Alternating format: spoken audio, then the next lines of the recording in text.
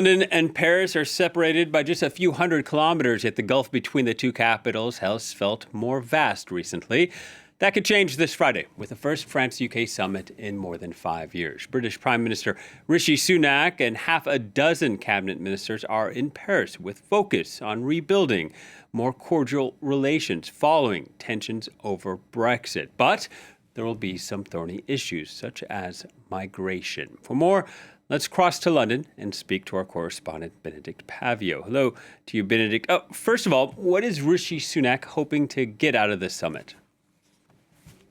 Well, a reset, a new tone, and as we've seen in his exclusive interview in Le Figaro today, Rishi Sunak is talking about a new chapter. Now, not difficult to write one because indeed, particularly in this post-Brexit era and the previous prime ministers, whether it was Boris Johnson, the Donnez-moi un break, and AUKUS, of course, rumpus, and disagreements, of course, felt quite a bit by Paris as a betrayal, if you want, was very much of the day. And Liz Truss, when she was asked whether France and President Macron was a friend or foe, basically thought he was more of a foe. So here we have a Prime Minister Sunak saying, actually, France and President Macron are a dear friend.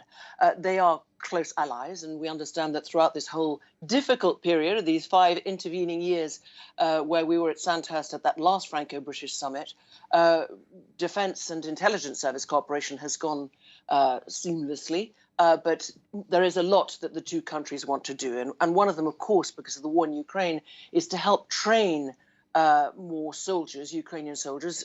The UK has already trained 11,000 here, and indeed recently announced, Mr. Sunak announced that we would be here training pilots, that the UK would be doing.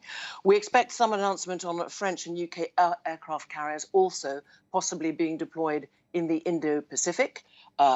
That wouldn't be a big surprise if that came this afternoon. We're expecting a press conference in Paris around about 3 p.m., I understand, Paris time. And of course, the subject of migration is going to come up as well. That's a very big, controversial topic here. Yeah, Benedict, migration, controversial between France and Britain, but also, as you say, Sunak under a lot of pressure domestically with this as well. Huge, really pressure here, not least because, of course, the governing Conservative Party, 13 years in power and 3 prime ministers just last year, which is very unusual, it has to be underlined for the United Kingdom. So a very difficult, turbulent time here. The Conservatives are 20% behind in the polls.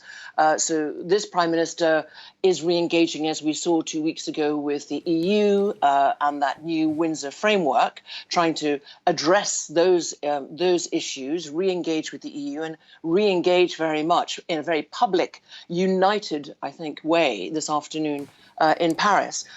There are 7 ministers in Paris from the UK: economy, environment, transport, energy, home affairs, defence and foreign affairs.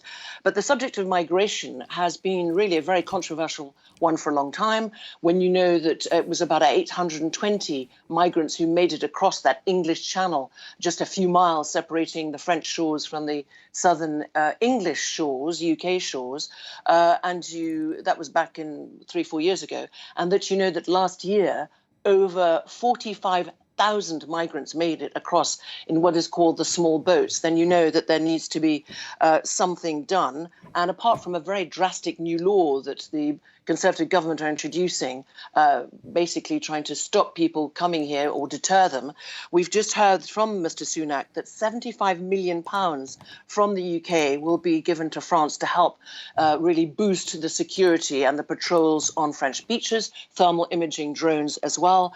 And the Prime Minister will try and say very much to a domestic audience when he returns tonight that £5.5 million spent daily on migrants being lodged in hotels, migrants who come across on those small boats, is really very expensive, so that it's a sensible investment. So expect big, I think, announcement on that, but not a returns policy whereby France would accept the return of migrants making it from those French shores in that perilous journey, one that cost lives back in 2021. You'll remember 31 migrants perished.